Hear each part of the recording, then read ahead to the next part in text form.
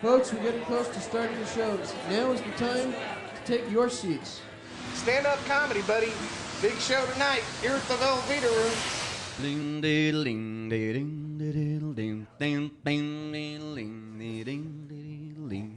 You gotta love America, or they'll start a file on you. Can I talk about the guy that's running this country? Yeah, I can talk about Karl Rove. Welcome to a country run by a C student. You can't swing an American flag without hitting a country that wants us evaporated. Hello, everybody, and welcome to our show. Really glad to see you here at the PolitiComedy. A go-go. Ding, ding, ding. I'm Dan Ferraro, and I do a cartoon called Bizarro in newspapers, and recently I've gotten into some performing. So grab a chair and grab a beer, and pardon us if we get lewd. But when you combine a bush and a dick, somebody's gonna get screwed. We've got a 4-person show.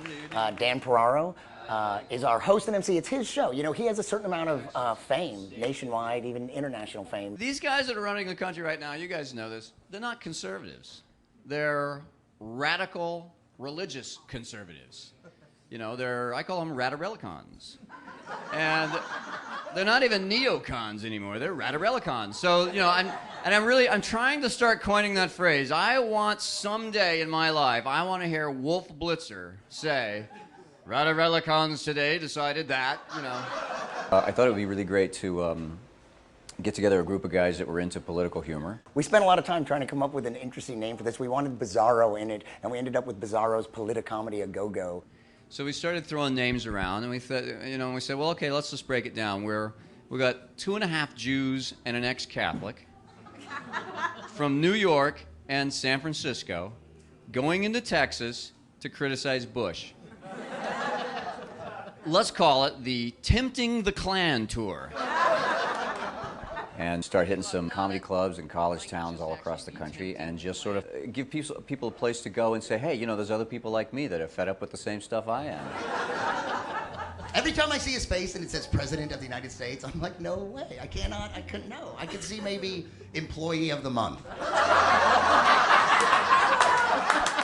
You know, for me, it was certain things like the energy crisis in California and especially 9/11 that suddenly those became really important issues to me, and there were things that I found very disturbing that I wanted to bring to the stage. They take the tragedies of our lives and they turn them into good television, and that's just disturbing. And at 9/11, do you remember how the name kept changing? When that event happened, the story, they kept changing the name. That first week, first it was America Attacked, then it was America Mourns, then it was America United. Then it was America Rising. I'd call my buddy, what are you guys doing? We're rising over here. What are you doing? I'm still uniting. I'm not ready to rise. I feel like they're rushing me. Can't we just unite for another day or two? Call me tomorrow. It's too soon. And then it was America Strikes Back. And I immediately thought, the Empire Strikes Back. And in that movie, the Empire is the evil party. And they lost. So that's a bad resonance, you know? What next? Return of the Jihad? I don't want to see that movie. This is a critical time in America. Obviously, we know that. And it's like the future of the world is being determined by a man with no curiosity, a man who never traveled before he became president, a man who lived in Texas and never made the little hop over to Mexico.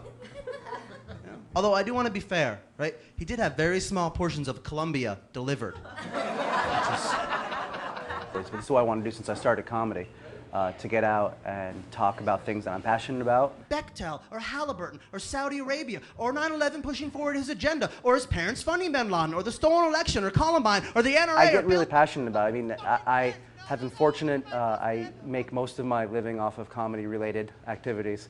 And, you know, if we're up on stage for 20 minutes, half an hour, an hour, why not give it all? No, Mr. Microphone Stand. We don't think about Watergate, or Vietnam, or McCarthyism, or the Japanese internment, or slavery, or Mary Queen of Scots betrayed by Queen Elizabeth. No, we're beginning with the unicorn, the ark, and that slut Eve taking the apple from the snake, when we could have stayed in the garden, ignorant and naked.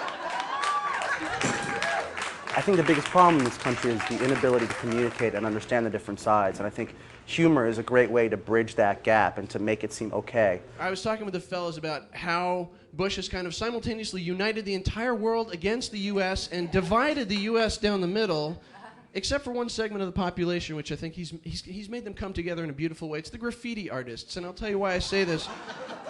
I saw somebody had meant to write Bush is a liar. They misspelled it. They wrote Bush is a lair. And somebody else picked up the slack right there, and the sentence turned into Bush is a lair of evil unto himself. I'm like, yeah. Go graffiti artists. It's like we're all in a life raft, and there's tons of holes being poked in it, but Bush is like, you know, with a pitchfork and an axe, like hammering away at the life raft. John Kerry had the audacity to suggest that perhaps other nations might want Bush out of office. Look at that going, walking that treacherous rope. You know, there's a few people who want you out like that. And he's like, who's been talking to you? Yeah. I don't think we're going to dupe a whole lot of Republicans into walking into the room and then change their mind because they laughed at our jokes. I think mostly we're going to be preaching to the choir. Because when you combine a Bush and a Dick, Cheney, that is. But maybe giving the choir some ammunition to use when they're talking to their friends and maybe undecided voters or people who don't vote at all, which is the majority of this country, sadly.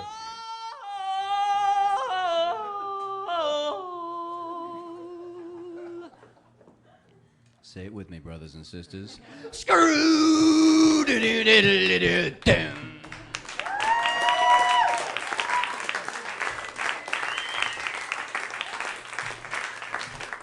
Oh, thank you so much. You're too kind.